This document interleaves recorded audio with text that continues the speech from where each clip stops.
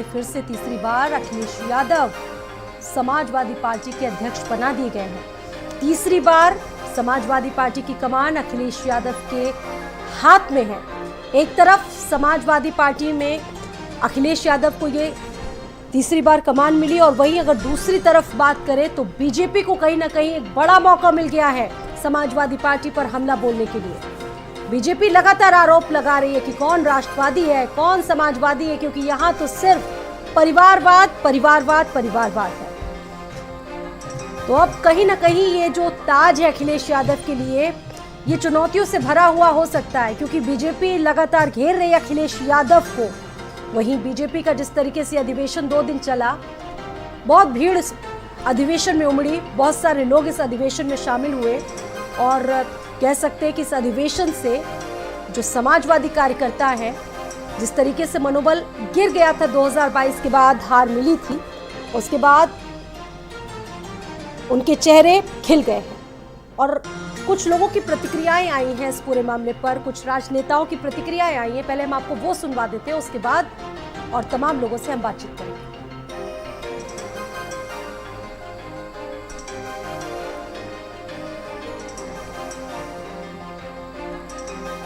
और कुछ लोग इस पूरे मामले पर क्या कहते हैं, क्या प्रतिक्रियाएं आई हैं राजनेताओं की, जरा पहले आपको सुनवाते हैं। आज अब अध्यक्ष पद मुझे दिया है तो केवल ये पद नहीं है, बल्कि बहुत बड़ी जिम्मेदारी आप लोगों ने दी है। और ये जिम्मेदारी तब दी है आपने जब देश के लोकतंत्र को खतरा है, संविधान को खतरा पैदा कर दिया है और धीरे धीरे दिल्ली और लखनऊ में जो सरकारें हैं उन्होंने सभी संस्थाओं पर कब्जा कर लिया है।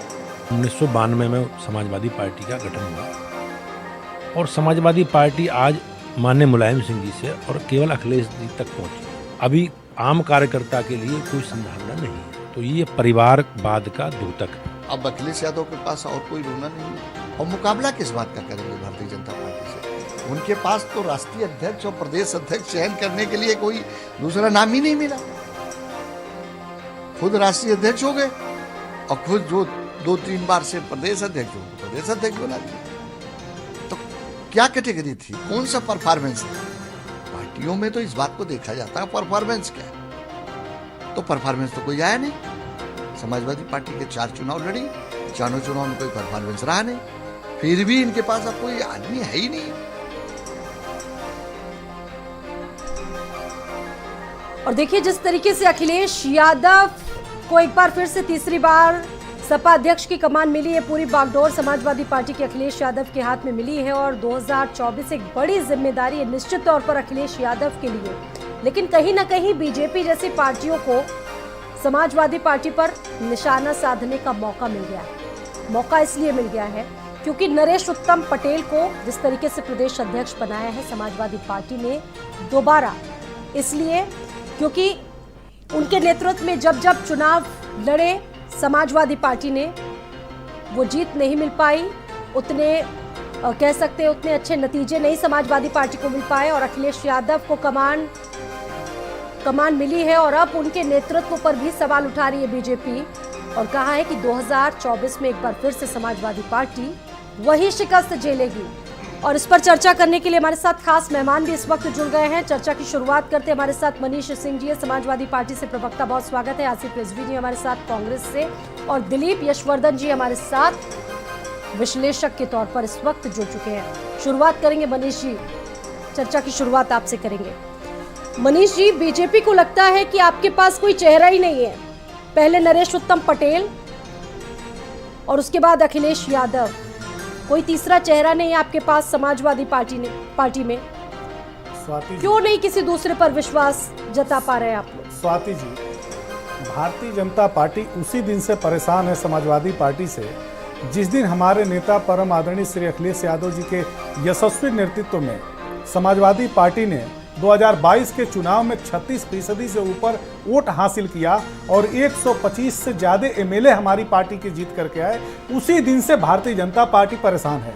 भारतीय जनता पार्टी की परेशानी का जो कारण है वो बहुत स्पष्ट है, इसलिए कि हम जानते हैं इस बात को। भारतीय जनता पार्टी के नेताओं के मन में, भारतीय जनता पार्टी के कार्यकर्ताओं के मन में और जो इनके तथाकथित एक पन्ना प्रमुख हैं उनके मन में जिस तरह से जमीनी धरातल पर समाजवादी पार्टी के एक एक कार्यकर्ता ने लड़ाई लड़ी, हमारे राष्ट्रीय अध्यक्ष जी जिस तरह से पूरा प्रदेश घूम करके रथ यात्रा के माध्यम से, सभाओं के माध्यम से, धरना प्रदर्शन और आंदोलन के माध्यम से भारतीय जनता पार्टी की नीतियों की जिस तरह से मुखालफत करते हैं, जिस तरह से भारतीय जनता पार्टी की नीतियों की आलोचना होती है उत्तर प्रदेश की जनता के द्वारा और देश की जनता के द्वारा, भारतीय जनता पार्टी को इस बात का दर्द है। और रहा सवाल आदरणीय हमारे प्रदेश अध्यक्ष नरेश उत्तम जी का, तो भारतीय जनता पार्टी को इस बात का दर्द है कि समाजवादी पार्टी ने कैसे अति पिछड़े समुदाय से आने वाले एक स्वच्छ छवि के नेता, जिनके दामन पर एक भी दाग नहीं है, जो 1989 में एमएलए बन करके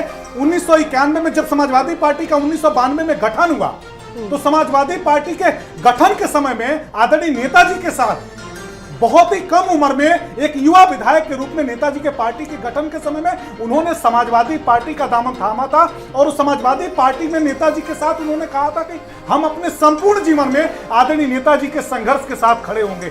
उनके पास बहुत सारे मौके थे, वो चाहते तो भारतीय जनता पार्टी की जो उस समय की राजनीतिक ख्याति थी उसको वो हासिल कर सकते थे, भारतीय जनता पार्टी में वो शामिल हो सकते थे, लेकिन नरेश उत्तम पटेल जी ने समाजवाद का रास्ता चुना, नेताजी के संघर्षों का उन्होंने रास्ता चुना। और आज के समय में परम आदरणीय श्री अखिलेश यादव जी के यशस्वी नेतृत्व में श्री नरेश उत्तम पटेल जी और समाजवादी पार्टी का एक एक कार्यकर्ता जिस मजबूती के साथ खड़ा है, मैं तो भारतीय जनता पार्टी से पूछना चाहता हूं, भूपेंद्र चौधरी जी जिस तरह का बयान दे रहे हैं, अभी कुछ ही दिन पहले ये प्रदेश अध्यक्ष बनकर के आए हैं, भूपेंद्र चौधरी जी शायद नरेश उत्तम पटेल जी का राजनीतिक इतिहास नहीं जानते हैं। नरेश उत्तम पटेल जी एक बहुत गरीब परिवार से आए हैं, एक बहुत ही दबे कुचले परिवार से आए हैं, गैर राजनीतिक पृष्ठभूमि से आए हैं, जिनका राजनीति में कोई उनके परिवार का कोई योगदान नहीं रहा है, उनके परिवार का कोई राजनीति में एक व्यक्ति रहा नहीं है, उस परिवार से वो निकल करके नरेश उत्तम पटेल जी आए हैं। और आज के समय में फतेहपुर जनपद से आकर के जहां पर बहुत बड़े बड़े नेता हुए,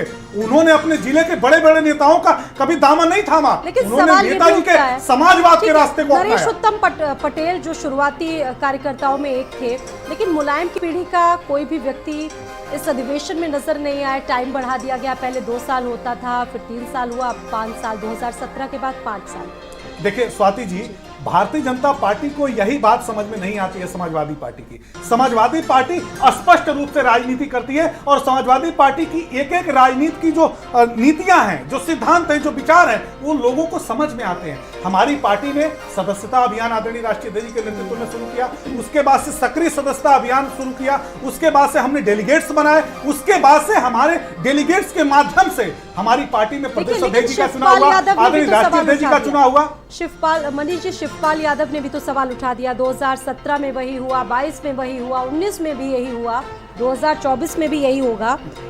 स्वाति जी, बिहार नहीं, अफसान की तरफ समाजवादी पार्टी बढ़ रही है। स्वाति जी, हम अवसान की तरफ कहां हैं? लोगों को अगर अपनी आंखों में सुरमा लगा करके अगर देखना पड़े कि समाजवादी पार्टी भारतीय जनता पार्टी जैसी सामंती राजनीतिक पार्टी से, सांप्रदायिक राजनीतिक पार्टी से, भ्रष्टाचारी पार्टी से हम लड़ते हुए अगर 36% वोट उत्तर प्रदेश की महान जनता हमें देती है, 125 से ऊपर हमें एमएलए जिता करके देती है, उस परिस्थिति में लोगों को अगर लगता है कि समाजवादी पार्टी अवसान में जा रही है, तो उनकी राजनीतिक समझ को हम धन्यवाद देते हैं, उनको शुभकामना देते हैं कि इसी तरह की वो सोच और समझ रखें। लेकिन एक बात मैं बहुत ही स्पष्टता के साथ कहना चाहता हूं स्वाति जी, कि सभी लोगों को एक बात समझना चाहिए कि जिस तरह से हमारे नेता परम आदरणीय श्री अखिलेश यादव जी ने समाजवाद की मजबूत स्तंभ को और मजबूत करने का बीड़ा उठाया है, और उन्होंने अपने भाषण में अंतिम समय में उन्होंने एक बात कहा और सभी लोगों ने इस बात को कोट किया और सभी लोगों ने उनको बहुत दिल से धन्यवाद दिया है। देश के जितने भी समाजवादी लोग हैं, सभी लोगों ने इस बात की सराहना किया है कि जब हम 5 वर्षों बाद अगली बार जब हम मिलेंगे तो हम एक आपकी राजनीति पर आरोप लगते हैं कि आप लोग जातिवाद और तुष्टिवाद से ऊपर नहीं उठ पाते हैं, सिर्फ अपनी जाति पर विश्वास कायम है, आप दूसरे लोगों को आगे नहीं बढ़ने देना चाहते हैं, ये आरोप आप पर लगते हैं। स्वाति जी, मैं आपके सामने बैठा हूं मैं किस बिरादरी से आता हूं। मैंने अपने जीवन में, मैं आपको आज पहली बार ये बता रहा हूं कि मैंने सरकारी नौकरी छोड़ करके, सरकारी नौकरी को लात मार करके मैंने श्री अखिलेश यादव जी की समाजवादी विचारधारा को अपने जीवन में उतारा है। और मैंने ये व्रत लिया है कि जब तक मैं सियासत में रहूंगा, जब तक मैं सामाजिक कार्यकर्ता और समाजवादी पार्टी का कार्यकर्ता बनकर के काम करूंगा, श्री अखिलेश यादव जी के नेतृत्व में मैं काम करूंगा। ठीक है। कौन कहता है कि जातिवाद है? समाजवाद में कभी जातिवाद नहीं होता है। समता मूलक समाज की स्थापना करना ही श्री अखिलेश यादव जी का लक्ष्य है, और समता मूलक समाज की स्थापना होगी तभी समाज में संपन्नता आएगी। और हम संपन्न भारत बनाना मनीषी, मैं आपके पास और यह वापस जो लौटूंगी अच्छा और लोगों अवसर का आएगा, भी करना वो सिर्फ जरूरी और हो सिर्फ जाएगा श्री इस अखिलेश चर्चा यादव जी के में। नेतृत्व में आएगा। ठीक है, आसिफ रिजवी जी, कांग्रेस में भी बड़ी कंफ्यूजन है। पहले गहलोत, फिर उसके बाद अचानक वाइल्ड कार्ड एंट्री ले लेते हैं नए लोग, कैसे देखते हैं? बहुत कंफ्यूजन कांग्रेस में। देखिए, कोई कंफ्यूजन नहीं है। देश में सरकार के माध्यम से, भारतीय जनता पार्टी के माध्यम से जनता को जो आपस में लड़ाया जा रहा है, उसके खिलाफ और देश को एक करने के लिए हमारी भारत जोड़ो यात्रा चल रही है। हमारा नेता राहुल गांधी दोबारा इस देश को में भाईचारा बढ़ाने के लिए पैदल चल रहा है, और जनता का अपार समर्थन उनको मिल रहा है। और उससे घबरा के भारतीय जनता पार्टी या कुछ भारतीय या गोदी मीडिया के लोग कुछ बोलते हैं तो उसकी हमें कोई चिंता नहीं है। और रही बात कि साहब राष्ट्रीय अध्यक्ष के लिए नामजद करने के, तो हमारी पार्टी में लोकतंत्र है, और लोकतंत्र के हिसाब से किसी को भी, मैं एआईसीसी मेंबर हूँ, मुझे भी छूट है कि मैं कांग्रेस पार्टी के राष्ट्रीय अध्यक्ष पद के लिए चुनाव लड़ सकता हूँ। तो जो लोग इच्छुक हैं वो कांग्रेस पार्टी में राष्ट्रीय अध्यक्ष पद के लिए चुनाव लड़ रहे हैं। जो कांग्रेस पार्टी के कार्यकर्ता चाहेंगे उसको अपना राष्ट्रीय अध्यक्ष चुनेंगे। कर तो आप लोग रहे भारत जोड़ो यात्रा, राहुल गांधी को अपार जन समर्थन मिल रहा है, लेकिन सर पार्टी में तो टूट हो रही है। पार्टी के लोग कहाँ एकजुट हो पा रहे हैं? पार्टी को तो मना नहीं पा रहे हैं आप लोग। सवाल उठा रही है बीजेपी के पास तो बहुत सारे मौके आप लोगों को कौन यूनाइट नहीं हो रहा है? तो कौन यूनाइट नहीं हो रहा है? सारे पार्टी के जो आप राजस्थान देख लीजिए, लोकतांत्रिक व्यवस्था पहले पंजाब आप देख लीजिए, बहुत सारे राज्यों में आपके साथ हुआ, उसके बाद भी सबक नहीं लिया। और ये अंतर्गल है, देखिए सबके सामने आ जाती है और उसके बाद विवाद होता है। आसिफ रिजवी जी, किसी से छुपा हुआ है क्या? जिसकी क्षमता नहीं है, जिसकी, सुन लीजिए, जिसकी क्षमता नहीं है कि वो सरकार से लड़ सके, उसके लिए, और जो डरा हुआ है उसके लिए हमेशा दरवाजे कांग्रेस के खुले हैं कि वो जाए। जिसके अंदर हिम्मत है समाज की लड़ाई लड़ने की, वही कांग्रेस पार्टी में रहेगा। बीजेपी कहती है कि ये कांग्रेस पार्टी को उसकी कोई चिंता नहीं है कौन जा रहा है। कांग्रेस हो, बीएसपी हो, अब जो ईडी और पीडी से डरेगा, कांग्रेस भी क्या अपने सिद्धांतों से भटक गई है? जो कैडर बेस रहा करता था आपकी पार्टी का, जो चीजें रहा करती थी, और ये चीजें गांधी परिवार पर आकर सिमट गई है, बीजेपी का आरोप है। रिजवी जी, अरे भाई बीजेपी क्या कहेगी बताइए? जिनका खुद का मंत्री खटीक जी कह रहे हैं कि उत्तर प्रदेश के मुख्यमंत्री मेरा अपमान करते हैं, मेरी बात नहीं सुनते हैं क्योंकि मैं खटीक समाज से आता हूं, तो वो पार्टी दूसरे के लिए क्या कहेगी? और हम भारत जोड़ो पे निकले हुए हैं, हम भारत को जोड़ रहे हैं। इससे क्या समस्या है भारतीय जनता पार्टी को? हम कहते हैं हिंदू, मुसलमान, पंडित, एससी, ओबीसी सब एक साथ चलें, देश के निर्माण में कार्य करें। इससे क्या जलन है भारतीय जनता पार्टी को? हमें समझ में ये नहीं आ रहा है। ठीक है, अभी बीजेपी क्या का देश के लोग यूनाइट होकर देश को आगे बढ़ाने में कार्य करेंगे तो क्या दिक्कत आ रही है? कुछ ही देर में ज्वाइन करेंगे शबनम जी हमारे साथ इस चर्चा को, इस डिबेट को। उनसे पूछेंगे कि आखिरकार आपको आपत्ति क्या है, दिक्कत क्या है अगर राहुल गांधी भारत जोड़ रहे हैं इस भारत जोड़ो यात्रा के जरिए, तो आपको दिक्कत क्या, आपत्ति क्या है? ठीक है, रुक करूंगी मैं दिलीप यशवर्धन जी का। दिलीप जी, आप कैसे एक वरिष्ठ पत्रकार के तौर पर इसको एनालिसिस करेंगे, कैसे देखेंगे? क्योंकि 2 दिनों तक समाजवादी पार्टी का अधिवेशन चला, बड़ा अधिवेशन था। अखिलेश यादव तीसरी बार उनको बागडोर मिली है नरेश उत्तम पटेल के बारे में। इसके अलावा कांग्रेस का भी आप देख रहे हैं भारत जोड़ो यात्रा चल रही है, तो विपक्षी पूरी तरीके से तैयार कर रहा है, विपक्षी खेमा तैयार हो रहा है। बीजेपी के लिए कितना बड़ा संकट है ये? बीजेपी कहाँ अपने आप को अनकंफर्टेबल फील कर रही है इस दौरान, और हमले भी बहुत तेज है। दिलीप जी,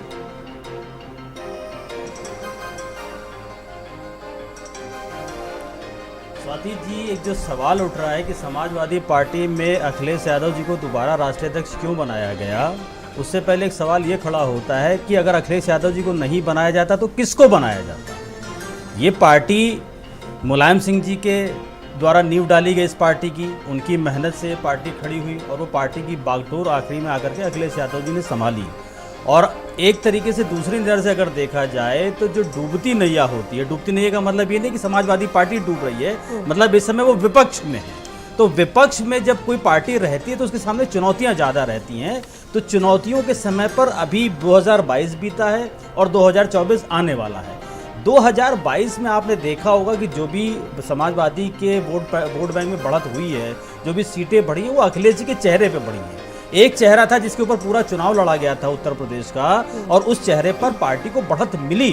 तो ये उम्मीद करी जा रही है कि 2024 में भी ये लड़ाई इसी चेहरे पर लड़ी जाएगी।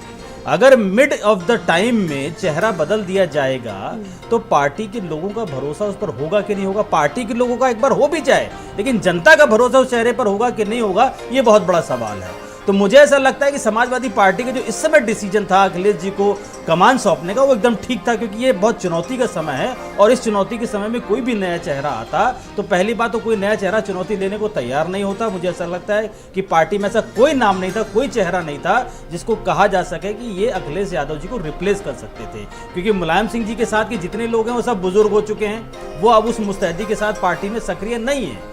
और जिस युवा जोश के साथ अखिलेश जी चुनाव में कूदते हैं या जो जोश वो अपने कार्यकर्ताओं में भर लेते हैं, जिस तरीके से भीड़ उनके पीछे आती है, ऐसा कोई समाजवादी पार्टी में चेहरा नहीं जिसके पीछे इतनी भीड़ आए। तो ये इस समय समाजवादी पार्टी का बिल्कुल सही डिसीजन है। और भारतीय जनता पार्टी को देखिए खतरा कोई नहीं है। भारतीय जनता पार्टी के लिए अगर देखा जाए तो 2024 में मुकाबला समाजवादी पार्टी से इसलिए नहीं है कि राष्ट्र का चुनाव है, लोकसभा का चुनाव है, और समाजवादी पार्टी की जो पहुंच है वो उत्तर प्रदेश के अंदर तक सीमित है, और उत्तर प्रदेश के अंदर अभी कुछ सीटों पर सीमित है, सब सीटों पर नहीं है। तो भारतीय जनता पार्टी के लिए खतरा नहीं हो सकता है, क्योंकि और दूसरा खतरा इसलिए भी नहीं है कि जो विपक्ष है जो लामबंद होने की कोशिश कर रहा है, चाहे कांग्रेस भारत जोड़ो यात्रा निकाल रही है, चाहे आम आदमी पार्टी यात्रा निकाल रही है, चाहे समाजवादी पार्टी कोई सम्मेलन कर रही है, चाहे जो और पार्टियां हैं वो जाति को लेकर कोई यादव सम्मेलन कर रहा है, कोई सम्मेलन कर रहा है, तो इन सारे सम्मेलनों से इन छोटी छोटी पार्टियां ये आपस में टकराव कर रही हैं। यादव वोट अगर मुलायम सिंह जी का था तो उसको शिवपाल सिंह जी काटने की कोशिश कर रहे हैं। जो प्रगतिशील समाजवादी पार्टी है या जो वो है उनकी राजभर जी की पार्टी है, ये सारी पार्टियां आपस में ही वोट बैंक काटने की कोशिश कर रही हैं, और ये चाहे जितना लामबंद हो जाए, क्योंकि ये पहले भी लामबंद हो चुकी हैं। विधानसभा के चुनाव में कोई रिजल्ट हासिल नहीं हुआ, लोकसभा के चुनाव में भी हासिल हो जाने पे इन सब की जितनी ताकत है वो ताकत उत्तर प्रदेश तक सीमित है। इसलिए मुझे लगता है कि भारतीय जनता पार्टी चूंकि राजनीतिक धर्म निभाती है, उसे तंज कसना ही कसना है, कोई ना कोई स्टेटमेंट विपक्ष के एक्शन पर देना ही देना है, तो वो यही एक समाजवादी पार्टी की तरफ ये एक नहीं, पिछले अगर कुछ हम फ्लैशबैक में चले जाए दिलीप जी, तो आपने देखा होगा समाजवादी पार्टी बेहद मजबूत स्टैंड लेती नजर आई, चाहे वॉकआउट करने की बात हो, चाहे जनहित से जुड़े मुद्दे उठाने की बात हो, पूरी तरीके से मजबूत दिखी है। हाँ दिखी है, देश में मजबूत दिखी है। देखिए 2022 के चुनाव में मैं ये कहता हूँ कि भले सत्ता समाजवादी पार्टी को नहीं मिली, लेकिन समाजवादी पार्टी हारी नहीं थी। जिस तरीके से सीटों में बढ़त हुई, जिस तरीके से वोट परसेंटेज में बढ़त हुई, तो ये विपक्ष के लिए एक हिम्मत देने वाली बात होती है, क्योंकि राजनीति में हमेशा एक लहर चलती है। इस समय भाजपा की लहर चल रही है, उस लहर में भारतीय जनता पार्टी जीती है, और उसके बहुत सारे फैक्टर्स हैं। जो सरकारी स्कीमें हैं जो गरीब जनता को दी जा रही है, बहुत सारे फैक्टर्स हैं, उन पर नहीं जाता हूं मैं, लेकिन समाजवादी पार्टी हारी नहीं है। समाजवादी पार्टी के हारने का एक तो प्रमुख कारण ये था कि समाजवादी पार्टी जो सक्रियता शुरू हुई थी विधानसभा चुनाव को लेकर के, वो बहुत देर से हुई थी। अखिलेश यादव जी ने जो रैलियों का दौर शुरू किया वो इलेक्शन से बहुत पहले किया, उनको थोड़ा और पहले करना चाहिए था। अगर वो सक्रियता लगातार बनाए रखते तो विधानसभा के चुनाव में और अच्छी कंपटीशन वो दे सकते थे, या हो सकता है वो जीत भी हासिल कर लेते। लेकिन जो निष्क्रियता थी उनकी पार्टी की, यही कारण है कि वो हारे। लेकिन जो अंत में उन्होंने अपना सजग होकर के पब्लिक के बीच में गए, मीटिंग्स की, रैलियां करी, आंदोलन किया, उसकी वजह से देखिए उनको पार्टी में बढ़त मिली। और अब उन्होंने MP से इस्तीफा भी दिया, वो यहीं विधायक के रूप में बैठे हुए हैं, यही कह के वो उत्तर प्रदेश की कमान संभालेंगे, ये भी एक अच्छा निर्णय था उनका। तो इन सारे निर्णयों को देखते हुए समाजवादी पार्टी के पास दूसरा कोई चेहरा नहीं था कि वो राष्ट्रीय अध्यक्ष किसी और को बना। ठीक है मनीष जी, सवाल ये, लेकिन उससे पहले एक छोटा सा ब्रेक लेंगे। बहुत सारी भूलें हुई पिछले चुनावों में समाजवादी पार्टी से, उन भूलों से आपने कितना सबक लिया है, इस पर हम चर्चा करेंगे। लेकिन फिलहाल लेंगे एक छोटा सा ब्रेक के उस पार भी इस खास मुद्दे पर चर्चा होगी, समाजवादी पार्टी के अधिवेशन पर चर्चा होगी, और इस अधिवेशन में क्या कुछ निकल कर आया है ये देखा जाएगा।